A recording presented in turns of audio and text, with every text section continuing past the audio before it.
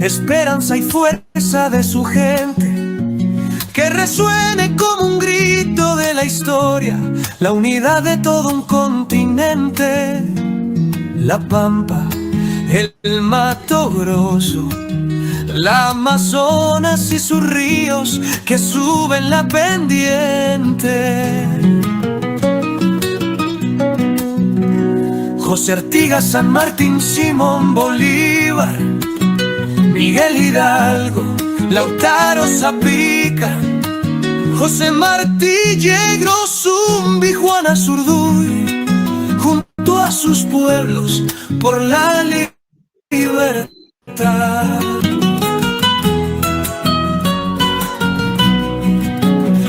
Hoy persiste la injusticia en los pueblos, la crueldad y la desigualdad. Pisar fuerte en nuestra propia historia, que tantos sueños se hagan realidad. Sentires de la patria grande.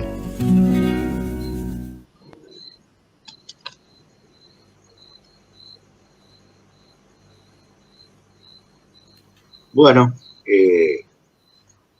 dentro de lo que es el sentires de hoy, como decía en la presentación, el sentir muy fuerte y doloroso sobre la fecha que se va a conmemorar en el día de mañana, 11 de abril del año 2025. Y para este sentires,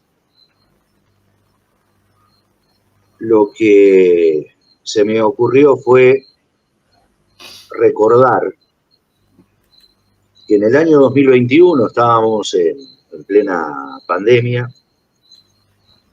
Un compañero de Sisipalegú nos pasó una fotografía de una nota publicada en el diario Cambio de aquí de Salto,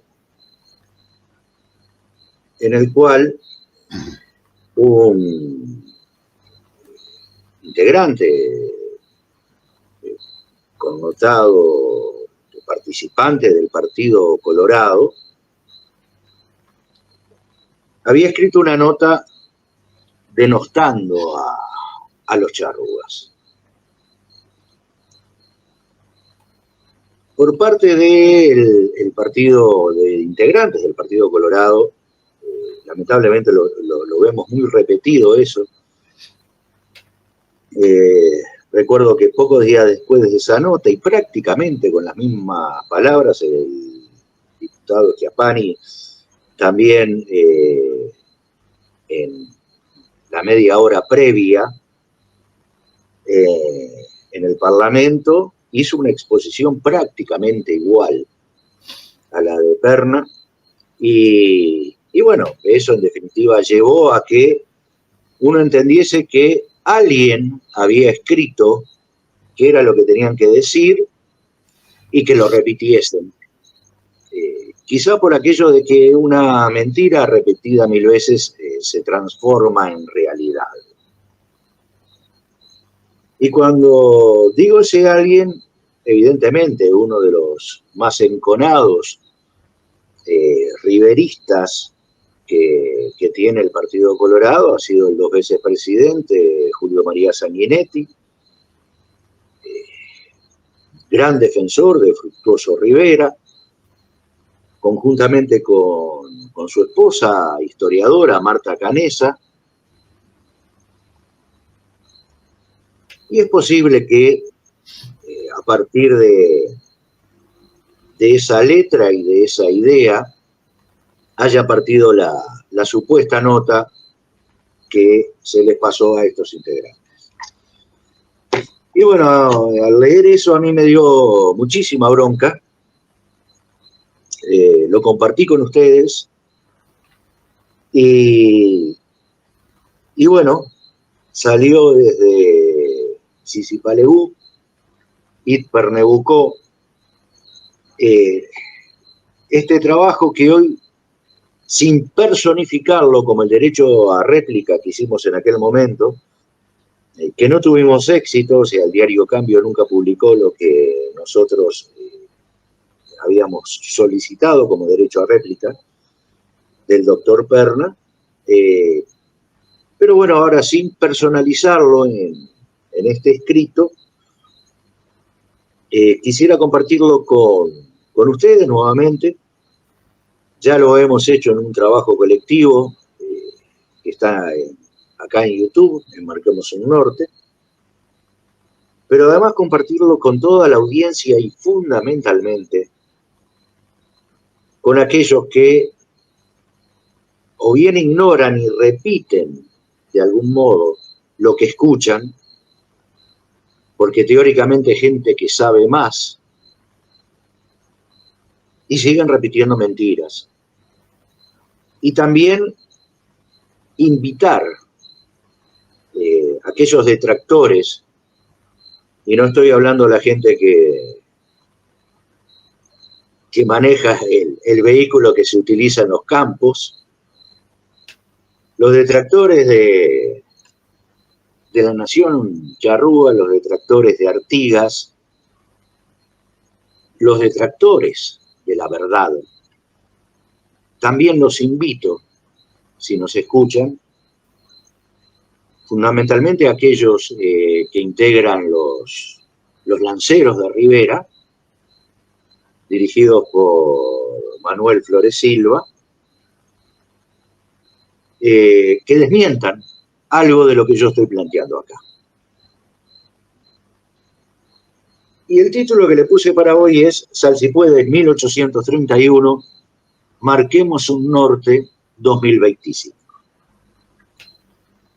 Desde la comunidad charrúa Xisipaleguit Pernebucó y ante reiteradas manifestaciones que, con motivo de la matanza de charrúas en el potrero de Salsipuedes, las críticas a la ley 18.589 y a la adhesión que hizo el 11 de abril del 2021 el Instituto Nacional de Derechos Humanos y Defensoría del Pueblo a la conmemoración del genocidio de la nación charrúa, entendemos necesario llevar a la población en general y a quienes corresponda en particular las verdades sobre dicho genocidio y la pretensión de exterminio que estuvo a cargo del general Fructuoso Rivera, primer presidente del Estado Oriental del Uruguay. En las declaraciones de los que apoyan a Fructuoso Rivera se mezclan verdades con medias verdades, omiten información y realizan afirmaciones incorrectas, lo que provocan confusión en quienes leen o escuchan lo que expresan. Flaco favor le hacen al derecho de información que tenemos todos los ciudadanos. En primer lugar, se ha leído y escuchado decir que es mentira que los charrúas sean uruguayos, sino que son argentinos. Esta afirmación nos asombra, debido a que la existencia de la macroetnia charrúa en esta región es de miles de años antes que la formación de los estados.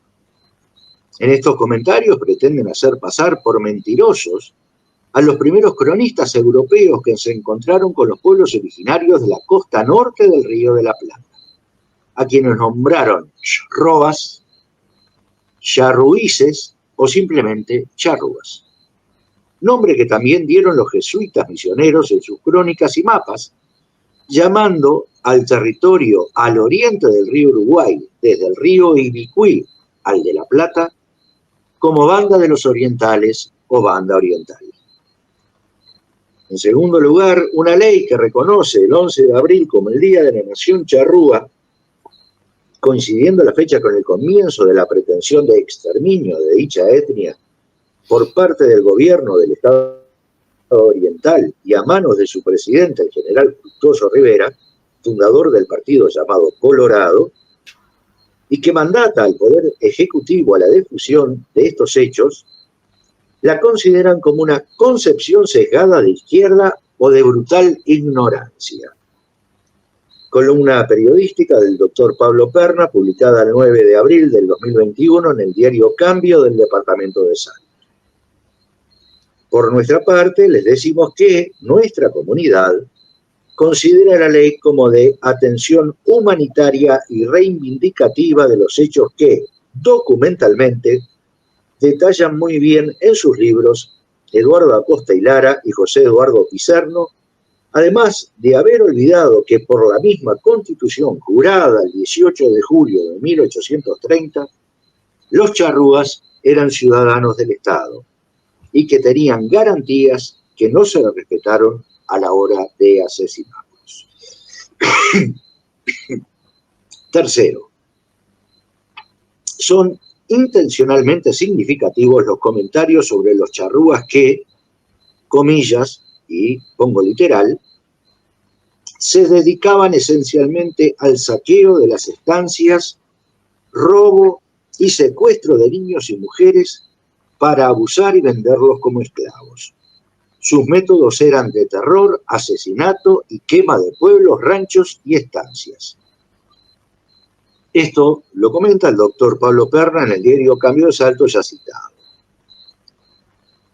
Realmente, ¿consideran que omitir 300 años desde la llegada del europeo a estas tierras, donde a fuerza de una tecnología superior en armas de fuego fueron desplazando a los pueblos originarios, con matanzas, violaciones, esclavizando, saltándose de la conquista a la época de las estancias, es correcto?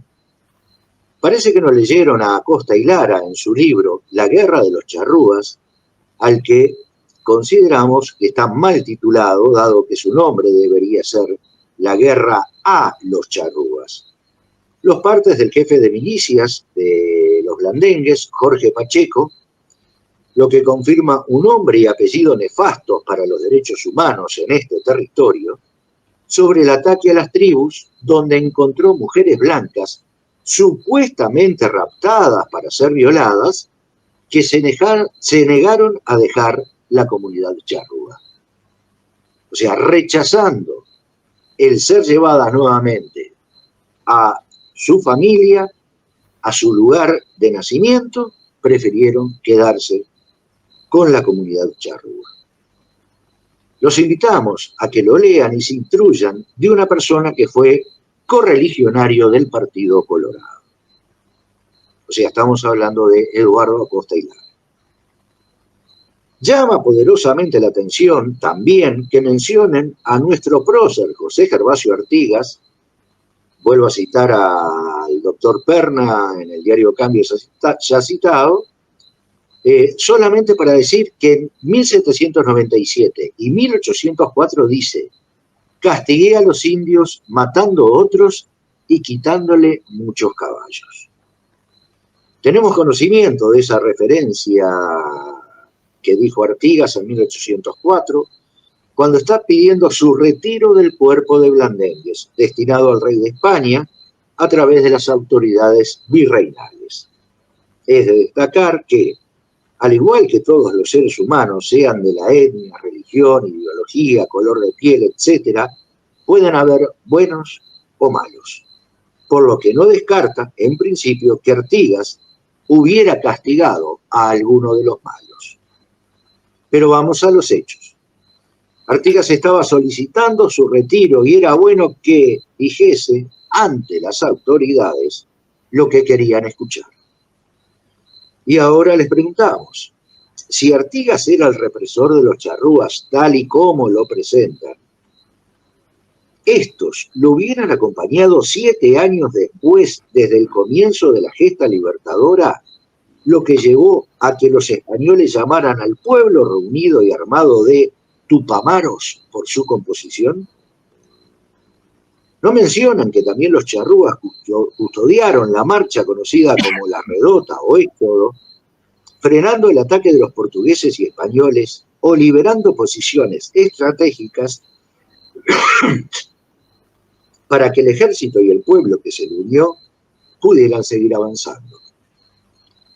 Olvidan u omiten ex profeso decir que cuando comienza la segunda invasión portuguesa en 1817, Artigas designa como su cuerpo de guardia personal a una veintena de lanceros charrúas, dado que eran los únicos en los que podía confiar por su seguridad personal.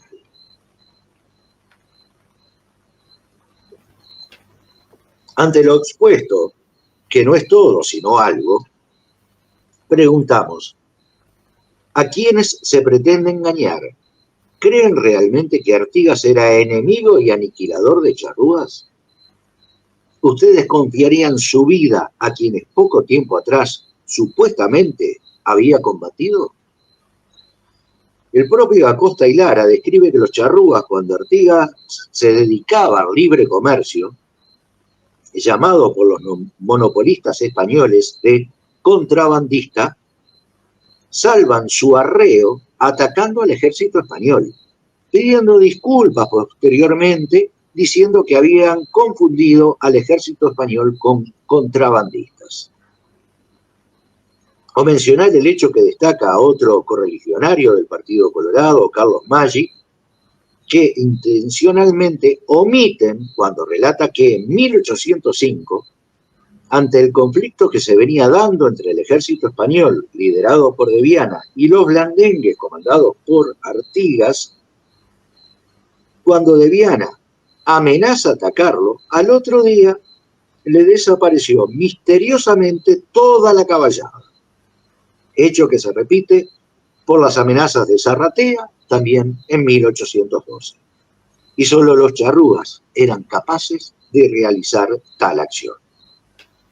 Después del conflicto con De Viana, Artigas solicita su retiro pidiendo como pago a sus años de servicio la propiedad del potrero de Arerunguá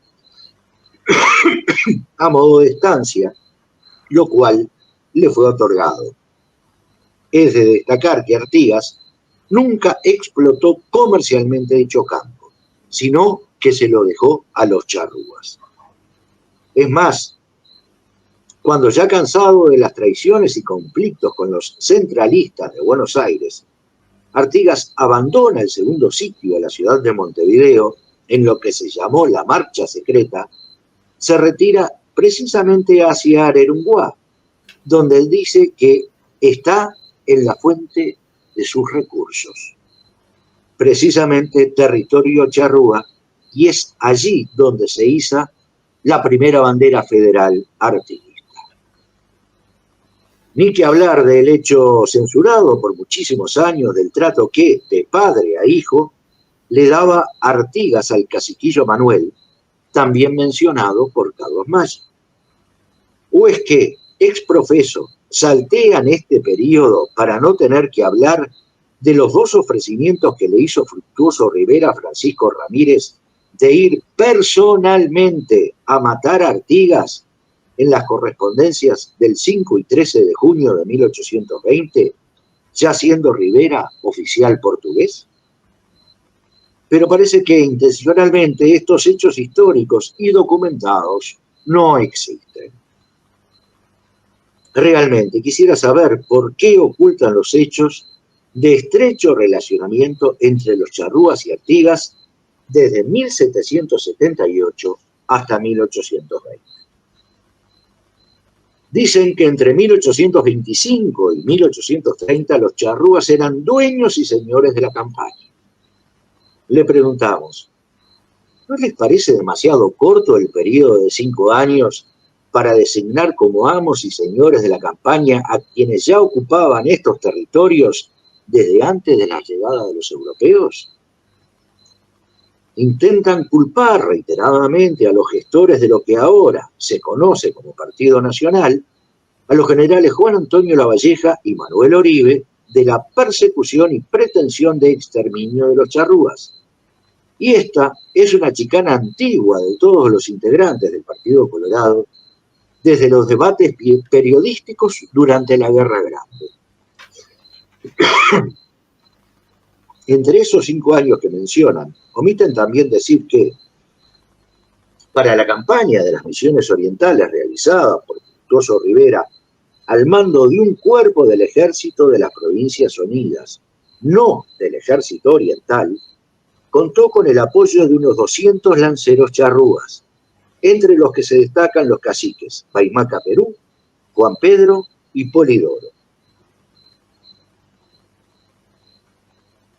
transmiten, aunque omiten la frase completa que reza, para contenerlos en adelante y reducirlos a un estado de orden y al mismo tiempo escarmentarlos, que Lavalleja, gobernador en ese momento, manda a Rivera, comandante general de armas, contra los charrúas a reducir y escarmentarlos. O sea, es lo único que dicen, reducir y escarmentarlos. No hacen la palabra completa, ¿tá?, de lo que dice la frase completa de Lavalleja. En este sentido, Lavalleja no ordena un exterminio, pero no mencionan, además, que Fructuoso Rivera no obedeció la orden recibida de Lavalleja y que le respondió que para los charrúas él tenía otros planes. Y evidentemente esos otros planes eran la de pretensión de exterminio y etnocidio o culturicidio que desarrolla en poco más de un año, ya siendo presidente del Estado Oriental. En cuanto a Manuel Oribe, dicen que combatió a los charrúas. Lo que no mencionan es que los combates en los que participó Oribe, cumpliendo órdenes del presidente del Estado, fueron ante los levantamientos de 1832 y 1834 que realizara Juan Antonio Lavalleja contra Rivera, y que tanto los charrúas como los guaraníes misioneros de Bella Unión acompañaron al que fuera líder de los 33 orientales en esos movimientos revolucionarios. Cuando hacen alusión que ya en el Estado Oriental se acompañaron esas medidas, no dicen que era para contenerlos en adelante, lo que se entiende que las mismas estaban referidas a un futuro, en adelante, de convivencia pacífica entre todos los habitantes del Estado, incluso los charrúas.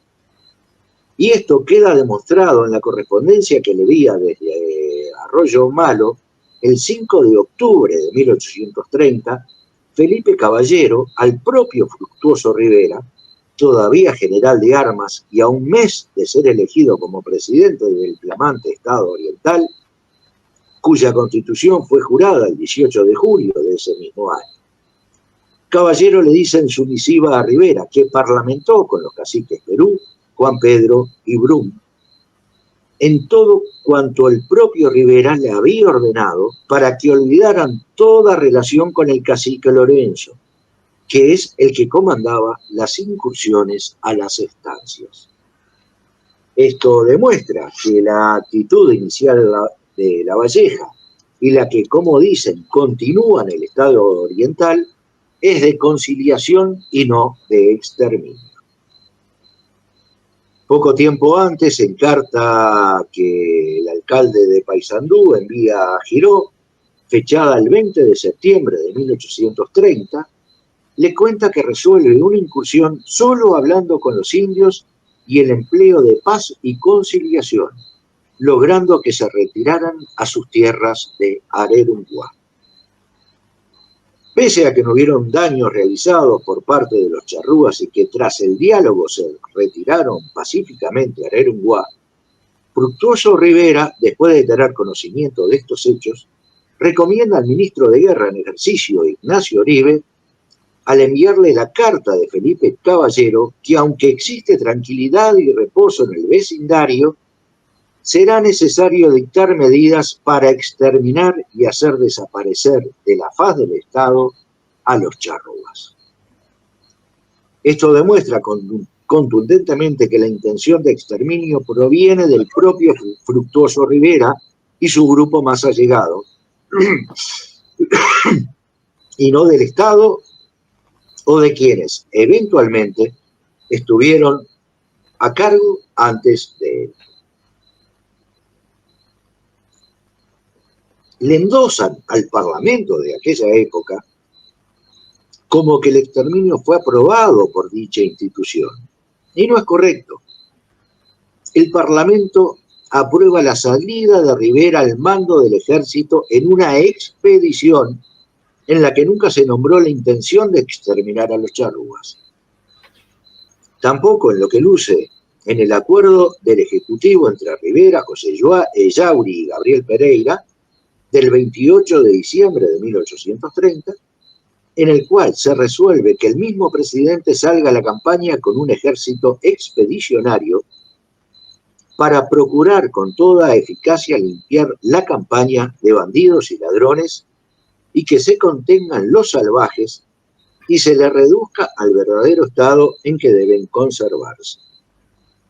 Si bien aquí tampoco se habla de exterminio, es evidente la voluntad de Rivera en lo que le manifestó un tiempo antes a Ignacio Uribe, como ya mencionamos, y lo acontecido a partir del 11 de abril de 1831 en el potrero de Salsipuedes. Manifiestan que el coronel Bernabé Rivera reduce el 11 de abril de 1831, mediante engaño, al cacique Venado y a otros, dando muerte a 20 o 40 de ellos. Ni siquiera se animan a nombrar a esos invasores argentinos que hace miles de años estaban en este territorio. Disculpen la ironía. Omiten nuevamente que van unas cuantas omisiones,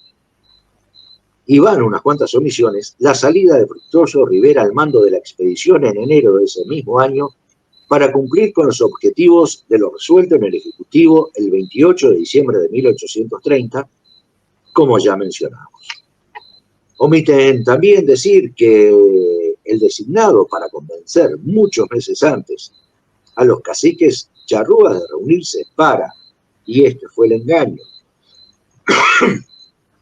concertar una invasión a San Pedro do Río Grande do Sul brasileño, que con el apoyo del ejército argentino para recuperar las cabezas de ganado que se habían llevado a ese territorio durante la época de la Cisplatina, y que si los charrúas participaban, se les diera tierra y ganado para su manutención, siempre que decidieran no incursionar en otras estancias. Fue el general Julián Laguna, como no pudo convencer a todos, Fructuoso Rivera designa ahí a su sobrino, hermano, Bernabé, para ayudar a Laguna en esa tarea. Pese a todo, ni los caciques Adivino ni Polidoro asistieron a la convocatoria a Salsipuedes, considerando a Fructuoso Rivera de traidor. Más de un argumento tenían para realizar dicha afirmación. Omiten también que nunca hubo un parte oficial recibido por el gobierno de lo acontecido en Salsipuedes. Pero omiten, y de acuerdo a lo que consigna el mencionado Costilara, omiten también que nunca hubo un parte oficial recibido por el gobierno de lo acontecido en Salsipuedes. Solo se habla de la publicación de una notificación que hace el diario El Universal el 18 de abril de 1831. O sea, esto no es ningún parte oficial. Es una publicación en un periódico de una información que le llegó. Verdades a medias. Es cierto que tanto Bernabé Rivera como el cacique Venado estuvieron en Salsipuedes, pero omiten, y de acuerdo a lo que consigna el mencionado Acosta y Lara, que más de 1000 integrantes participaron por parte del gobierno en la acción de Salsipuedes. Ejército expedicionario del general Rivera, segundo escuadrón de caballería de línea, compuesto por 3 compañías con 116 oficiales y 221 de tropa. Escuadrón de caballería de línea, compuesto por 3 compañías de 24 oficiales y 224 de tropa. Escolta presidencial estimada de 8 oficiales y 52 de tropa. Grupo de enlace del general Julián Laguna, estimado en 3 oficiales y 200 de tropa. Escuadrón de milicias de Paysandú. 3 compañías de voluntarios, con 13 oficiales y 123 de tropa. Compañía de lanceros, con 4 oficiales y 55 de tropa. Voluntarios de Cuñapirú, de Corta Díaz, brasileños. reclutado por el estanciero brasileño radicado en Tacuarembó, Rodríguez Barbosa, mayoritariamente mercenarios, estimado en 5 oficiales y 75 de tropa. Escuadrón de guaraníes misioneros de la colonia del Cuarén, Santa Rosa de la Bella Unión, con 2 oficiales, 50 de tropa y 2 cañones. Grupo de observación del argentino general Lavalle, estimado en 430 hombres, con residentes y argentinos emigrados. Y que no se confunda por el nombre que este ejército era solo de observación, dado que el relato del soldado Gaviano, integrante del ejército de Rivera y presente en Salsipuedes, afirma que si no hubiera estado Lavalle, el mismo que ejecutó a Dorrego en 1828, en los hechos otro hubiera sido el resultado ese 11 de abril de 1831. Preguntamos, ¿eran necesarios tantos soldados para derrotar a 20 o 40 charrúas? ¿No parece raro que, habiendo más de 1000 por parte del gobierno, todavía hubiera charrúas que se hubiesen escapado? Omite mencionar los otros ataques simultáneos, además del de Salsipuedes, como el del Paso del Sauce del Queguay y en el paraje llamado la Cueva del Tigre. Callan también las matanzas posteriores y prisioneros tomados, tales como la de Mataojo, la de Estancia del Viejo Bonifacio, desarrollada por Bernabé Rivera, o la de Mataperros, realizada por el comandante Magariños. Si bien en carta Julián Laguna del 28 de marzo de 1831, Fructuoso Rivera se jacta de que lo de Salsipuedes será grande, será lindísimo, y que con dicha acción lograría una obra que los desvelos de 8 virreyes y por más de 40 años no lograron, y en correspondencia a su amigo, confidente y senador del Estado Oriental, el argentino Julián de Gregorio Espinosa, del 12 de abril de 1831, en la que le manifiesta destruir una parte de los bárbaros y sujetar al resto, y en la misiva que el día 15 le envía el propio Espinosa, en la cual reza que al enviarle una lanza, un arco y carcaj con flechas, un mazo de hondas para tirar la piedra, unas bolas, armas con las que peleaban los charrúas, una estera de junco, un sobeo que le servía para rienda de lazo y un quillapín. Le dice, conserva esas memorias de esa tribu salvaje que ya no existe. Y tiene que enviar a su sobrino hermano Bernabé a combatir a aquellos que conformaban una tribu que, según Rivera, ya no existe. Y avalar además, a través del Poder Ejecutivo en junio de 1831, la designación de Bernabé, firmada por Ellauri, designándolo para perseguir a los charrúas.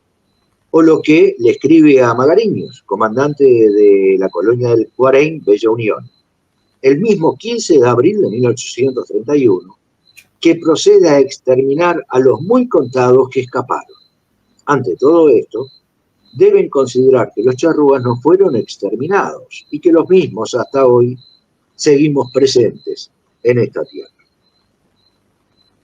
Cuando llegan los prisioneros de Salsipuede a Montevideo desde Durazno, algunos en 2 carretas rentadas por Laguna y el resto caminando en marcha desde el 19 hasta el 30 de abril de 1831, ya habían hecho otra marcha a pie desde Salsipuedes a Durazno, más de 130 kilómetros, son recibidos e inventariados para el reparto por Manuel Praga, que realiza el siguiente detalle.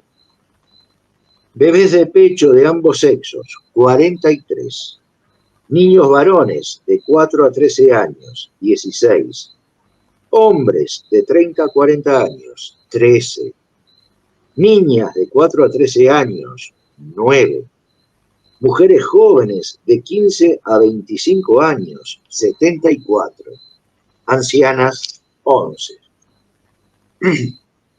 Cabe destacar que en el reparto se separaron a los niños de sus madres para que estas últimas no pudieran transmitir su lengua, sus tradiciones, sus creencias, y que quedaban en condición de servidumbre, por no decir de esclavitud,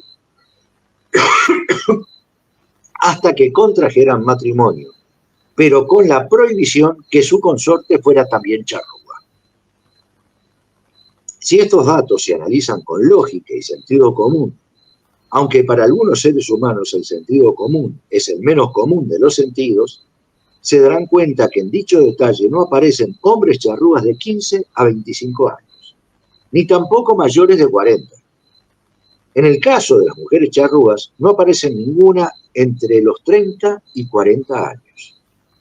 Sabiendo que ya en Durazno se había comenzado el reparto, y durante la marcha también, como queda documentado por los bautismos en Durazno, de 27 niños y niñas hijos de infieles a partir de la fecha de Salsipuedes, según datos recabados por Óscar Padrón Fabre, y de la carta que le envía a Venancio Flores a Julián Laguna el 25 de abril de 1831, o la de Bernabé Rivera del día 27 solicitándoles niños charrúas a modo de botín de guerra.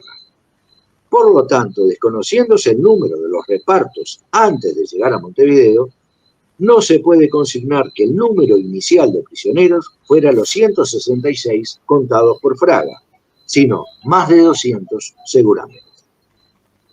¿Qué les pasó a las mujeres de entre 25 y 40 años que no llega ninguna a Montevideo? ¿Fueron repartidas como botín de guerra para satisfacción de la soldadesca? ¿O quizás fueron guerreras que murieron defendiendo su libertad tras el engaño?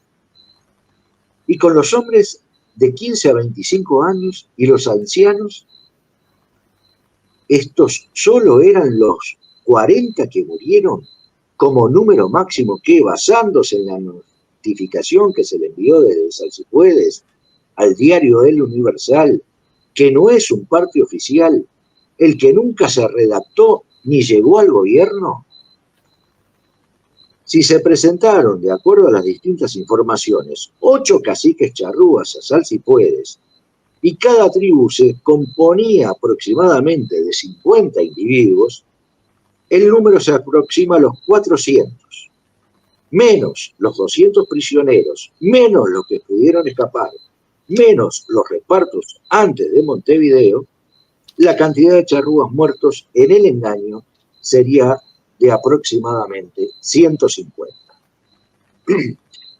También tergiversan los hechos de Yacaré Cururú al decir que en una emboscada de los charrúas cae prisionero el coronel Bernabé Rivera, cuando todos los documentos y crónicas indican que fue Bernabé que los atacó y persiguió legua y media a lo largo de las costas del Cuaró, y que cuando los charrúas vieron que los del ejército estaban distanciándose por tener los caballos cansados, dieron vuelta y los enfrentaron. Sería interesante que, además de contar el juicio que los charrúas le hicieron a Bernabé Rivera, antes de ejecutarlo, también contasen lo que hizo con el cacique Venado y su gente en la estancia del viejo Bonifacio, también tras engaño, y ahí sí emboscada, o en Mataojo, en la batalla de Belén, con los sublevados guaraníes misioneros y charrúas de Bella Unión. En la historia hay hechos que tienen sus causas y también sus consecuencias. Contar solo las consecuencias como un hecho aislado no es informar. Comentan también aquí en Salto sobre Isabel Barú, la que consideran la última charrúa que vivió en Salto.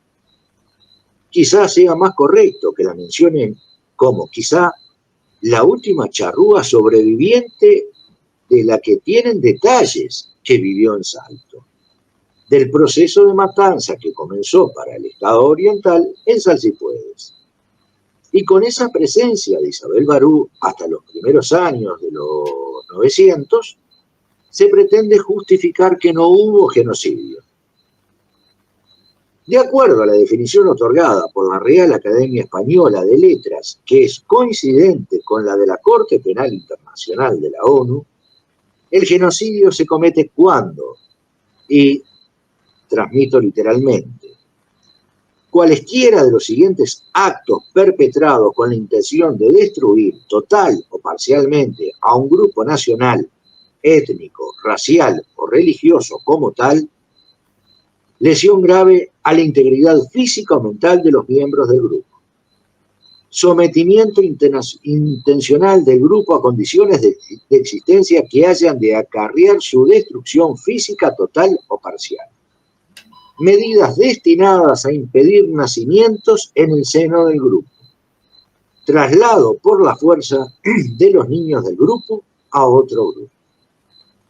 Por todo lo expuesto, entendemos que desde el colectivo Charrúa, Xisipalegu y Ixpernebucó, que bien o desconocen realmente cómo fueron los hechos, y sin embargo se atreven a publicar declaraciones al respecto, o que sencillamente ocultan y tergiversan información intencionalmente a los efectos de seguir ocultando la verdad de lo que fue el genocidio de la nación charrúa, que fue masacrada, traición, sí, pero todavía estamos presentes para reclamar memoria, Pernambuco, Ollendau.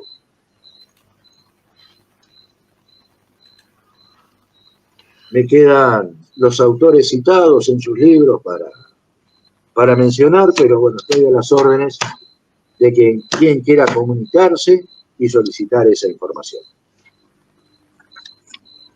Bueno, gracias, Néstor. Disculpen lo extenso. No, pero Y la tos.